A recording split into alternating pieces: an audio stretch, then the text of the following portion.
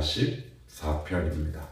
시편 44편 구약성경 832페이지입니다. 우리 한 절씩 교독하면서 봅시다. 하나님이여, 주께서 우리 조상들의 날 곧 옛날에 행하신 일을 그들이 우리에게 일러주매 우리가 우리 귀로 들었나이다. 주께서 주의 손으로 뭇 백성을 내쫓으시고 우리 조상들을 이 땅에 뿌리박게 하시며 주께서 다른 민족들을 고달프게 하시고 우리 조상들은 번성하게 하셨나이다. 죄송합니다. 그들이 자기 칼로 땅을 얻어 차지함이 아니요 그들의 팔이 그들을 구원함도 아니라 오직 주의 오른손과 주의 팔과 주의 얼굴에 빛으로 하셨으니 주께서 그들을 기뻐하신 까닭이니이다. 하나님이여, 주는 나의 왕이시니 야곱에게 구원을 주옵소서.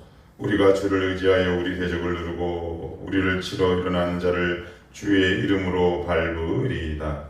나는 내 활을 의지하지 아니할 것이라. 내 칼이 나를 구원하지 못하리이다. 오직 주께서 우리를 우리 원수들에게서 구원하시고 우리를 미워하는 자로 수치를 당하게 하셨나이다. 우리가 종일 하나님을 사랑하였나이다. 우리는 하나님의 이름에 영원히 감사하리이다.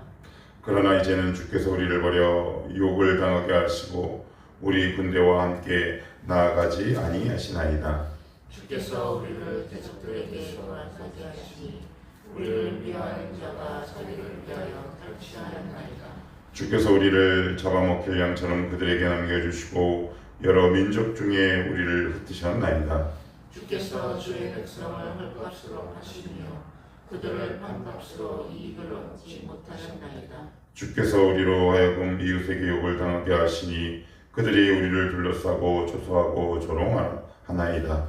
주께서 우리를 뭇 백성 중에 이야깃거리가 되게 하시며 민족 중에서 머리 흔듦을 당하게 하셨나이다. 나의 능력이 종일 내 앞에 있으며 수치가 내 얼굴을 덮었으니 나를 비방하고 욕하는 소리 때문이요 나의 원수와 나의 생각 때문이니이다. 이 모든 일이 우리에게 임하였으나 우리가 주를 잊지 아니하며 주의 언약을 어기지 아니하였나이다. 우리의 마음은 일축되지 아니하고 우리의 걸음도 주의 길을 떠나지 아니하였으나 주께서 우리를 생명의 저소에 밀어넣으시고 우리를 사망의 그늘로 덮으셨나이다. 우리가 우리 하나님의 이름을 잊어버렸거나 우리 손을 이 당신에게 하여 펼쳤거나 하나님이 이를 알아내지 아니하셨으리이까 무릇 주는 마음의 비밀을 아시나이다.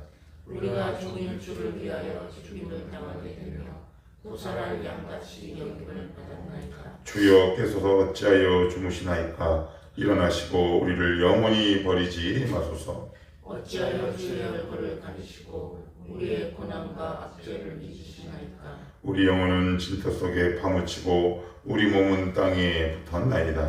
일어나 우리를 도우소서. 주의 인자하심으로 말미암아 우리를 구원하소서. 아멘.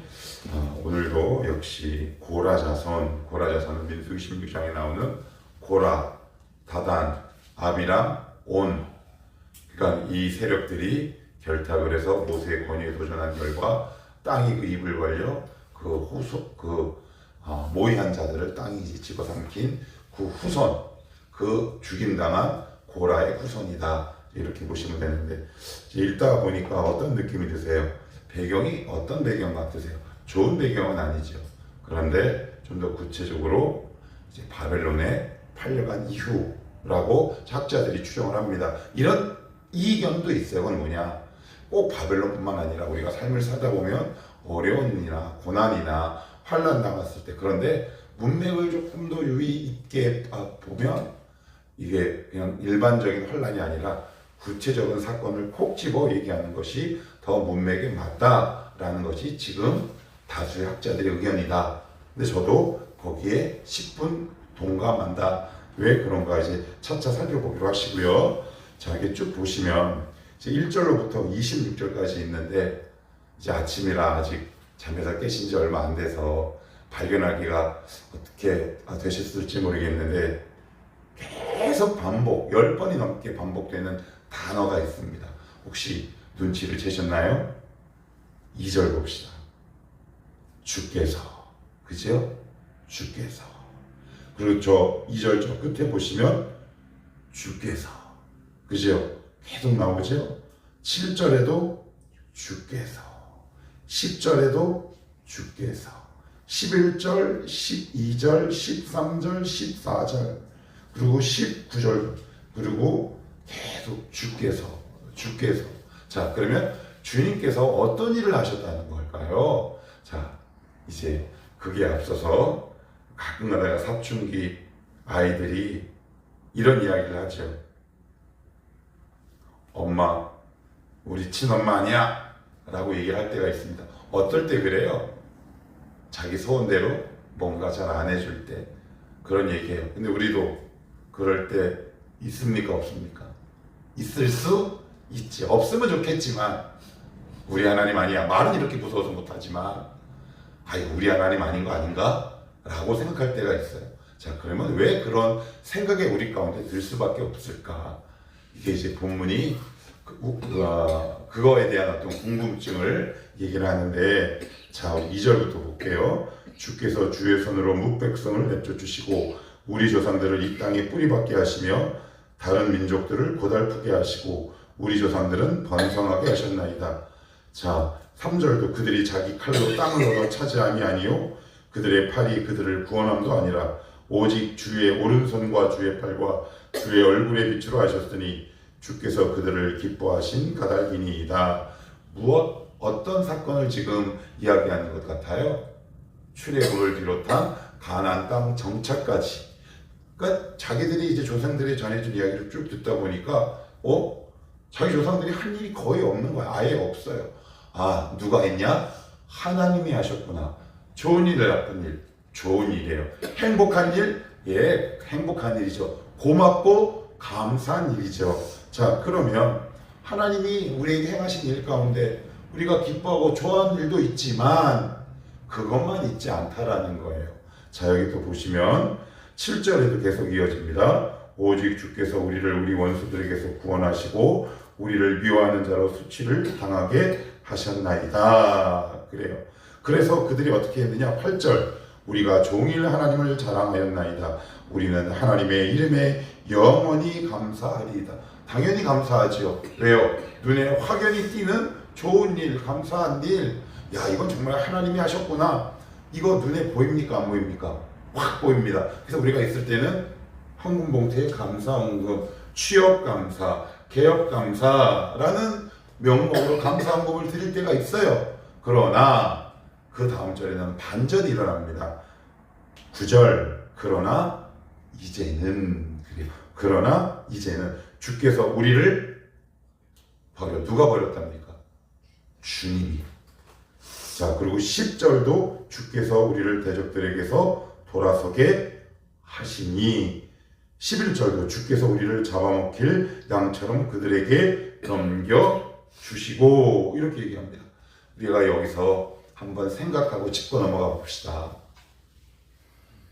1절로부터 9절까지는 감사의 내용이 확실하죠. 근데 10절부터는 완전히 다르죠. 그러면 어떤 것이 하나님이 행하신 일일까요? 다. 이게 중요해요. 우리는 보통 은혜, 응답, 역사를 어떻게 생각하느냐? 내가 보기에 좋은 것만 하나님의 응답이요 역사라고 생각합니다. 그러면 하나님의 역사는 반토막이 나버립니다. 이걸 아는데 되게 의외로 오래 걸립니다. 우리가 삶이 왜 이렇게 쉽게 낙심하느냐?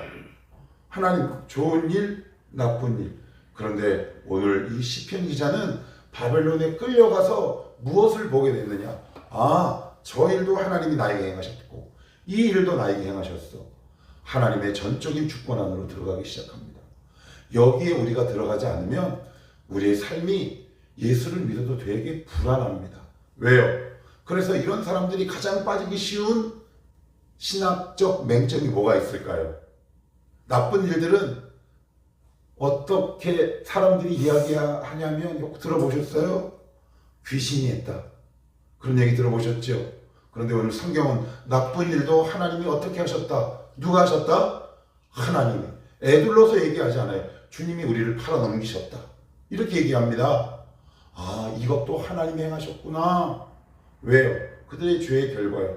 어쨌든 출애굽을 비롯한 가나안 정착, 그 가나안 땅에서 바벨론 이주까지 이 모든 과정이 하나님의 전적인 주권 안에 있었다라고 오늘 시편 기자는 얘기합니다. 자, 그러면 어떤 게 더 좋은 겁니까? 바벨론으로 가는 건 무조건 나쁜 겁니까? 그렇지 않아요. 그렇지 않습니다. 뭐라고 얘기하는 줄 아세요? 자, 여기를 한번 보시기 바랍니다. 자, 여기를 보시면 17절, 18절 읽어봅니다. 시작. 이 모든 일이 우리에게 임하였으나 우리가 주를 잊지 아니하며 주의 언약을 어기지 아니하였나이다.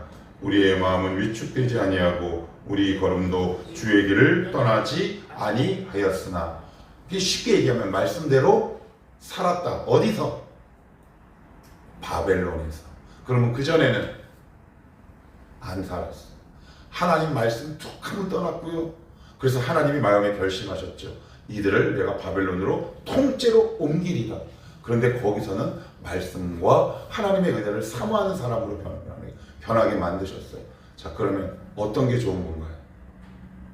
둘 다 좋은 거죠. 하나님의 응답과 역사, 우리가 얘기하는 이 모든 것들은 우리 눈에만 국한되거나 제한되지 않는다는 사실이에요.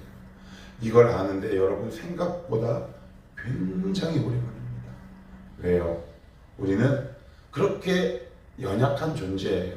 내가 보기에 좋아야 하나님의 역사처럼 보여요. 그런데 시간이 좀 지나고 나면, 아니면 그 상황과 그 모든 그 역경에서 조금만 한 걸음 뒤 이렇게 떨어져 보면, 아, 이 모든 것이 하나님의 주권 가운데 있는 일이었구나 라는 것을 지금 시편 기자는 어디서 고백합니까?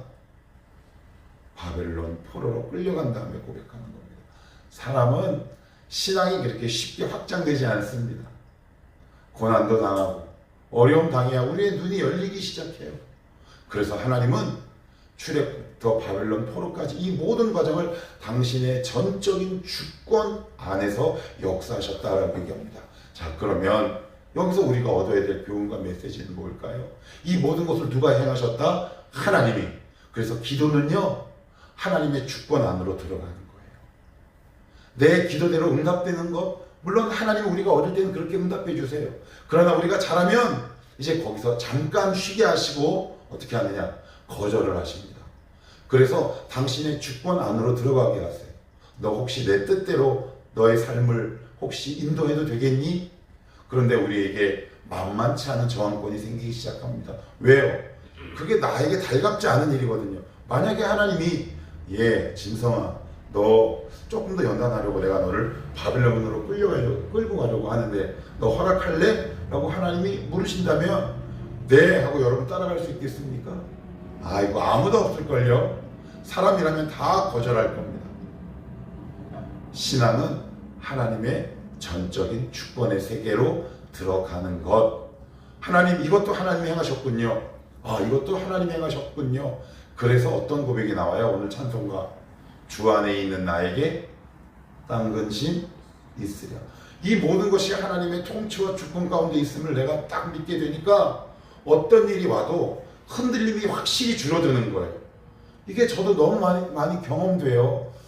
특별히 내가 기도 좀 할 때 내가 어떤 기도 제목을 놓고 막 열심히 기도하는데 내 기도 제목대로 어떤 일이 진행되지 않을 때 내 기도가 잘못됐나?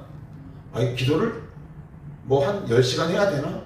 이런 회의, 이런 막 불안감이 생겨요. 그런데 이 말씀을 보고 묵상하다 보면 그게 아니구나. 하나님은 하나님의 주권으로 나의 삶을 가장 알맞은 길로 인도하시는 분이 바로 하나님이시구나 라는 하나님의 주권을 깨달을 때 우리 가운데 일어나는 여러 가지 자잘한 것부터 큰 것에 이르기까지 그 문제를 보고 일어나는 마음의 파동들이 줄어들기 시작하더라고요. 그럴 때 진짜 평안이 오기 시작해요. 하나님이 우리를 여기까지 끌고 가시더라고요. 근데 그 가는 과정이 진통이 있어요. 진통이. 쉽지 않아요. 쉽다고 얘기하지 않을게요. 거절도 있고요. 내 뜻대로 되지 않는 자녀의 속속임도 있고 질병도 있을지 모르고 그리고 경제적인 어려움도 있을지 몰라요. 그러나 그 모든 과정을 통해 하나님 우리를 어디까지 끌고 가시느냐? 나는 너를 나의 자녀로 삼았으며 나는 너를 전적으로 나의 은혜와 주권으로 너를 책임진다. 그러니 걱정하지 마라. 근데 이것이 잘 안 들려요. 안 들립니다. 불안해요. 이 과정을 하나님은 통과하게 하시죠. 그래서 시편 기자는 이것을 깨달아서 기도를 어떻게 변화했느냐, 맨 마지막 절에 이렇게 기도합니다. 한번 읽어볼게요. 자, 26절입니다. 시작. 일어나 우리를 도우소서. 주의 인자하심으로 말미암아 우리를 구원하소서. 무엇으로 말미암아? 하나님의 인자하심으로 말미암아 구원하소서. 그냥 구원해 하나님 해주세요. 물론 그런 기도도 하나님이 들어주실 때 있지만, 이제 처리들은 고난과 바벨론 포로 그 이주를 통해 이제 처리된 이 고라자선 이스라엘 백성들이 어떻게 기도하느냐? 주의 자비로 말미암아 우리를 구원하소서. 하나님, 예전에는 제 잘난 맛에 살았습니다. 얼마 전에 이런 인터뷰를 본 적이 있습니다. 여러분 아마 이분 아실 거예요. 정치인 남경필 씨, 경기도지사. 여러분 그분이 지금은 독실한 신자로 변한 거 알고 계세요? 그 아들이 마약이었잖아요. 그래서 지금은 이런 고백을 합시다. 새롭게 하소서인가? 거기 나와서 그런 얘기를 해요. 예전에는 이렇게 얘기했대요. 성경 읽어 자식아. 그런데 지금은 그렇게 이야기하지 않는데, 너 오늘 무슨 힘든 일이 있었니? 예전에 없던 평안이 있더래요. 아, 내가 왜 이걸 이제야 깨달았을까? 이혼도 하고 아들은 마약이. 이건 너무 좀 극적이라 겪지 않았으면 좋겠어요. 우리 이렇게 깨닫지는 않았으면 좋긴 하겠지만, 아무튼 중요한 건 그의 아들이 때로는 바빌론이라는 저 강력한 사단의 권세 아래 끌려가는 아픔과 고통을 경험하며, 이 모든 것이 하나님의 주권 가운데 있음을 지금에야 고백하는 거죠. 그래서 이렇게 얘기합니다. 지금은 마음이 되게 평안하대요. 그래서 평안하니까 아들에게 이렇게 이야기할 수 있대요. 오늘 무슨 일이 있었니? 오늘은 안주는 좀 제대로 먹었어? 하나님이 우리를 때로는 좋은 일도 겪게 하시고 나쁜 일도 겪게 하십니다. 그러나 우리 걱정하지 맙시다. 왜요? 저와 여러분은 하나님의 전적인 은혜로 살아가는 사람들이요, 당신의 주권 가운데 있는 사람들입니다. 우리를 그 자리에서 인도하시고 하나님이 책임지실 만한 자리로 우리를 끌고 가십니다. 그러니 어디를 가든 하나님과 나와의 관계와 시선을 놓치는 일이 없도록 우리 마음에 조심하시고, 우리가 여기까지 자라가야 작은 일에도 흔들리지 않는 진짜 견고한 믿음이 우리 가운데 생길 줄 믿습니다. 이 믿음이 여러분의 것이 되시기를 주님의 이름으로 축복합니다. 기도하겠습니다.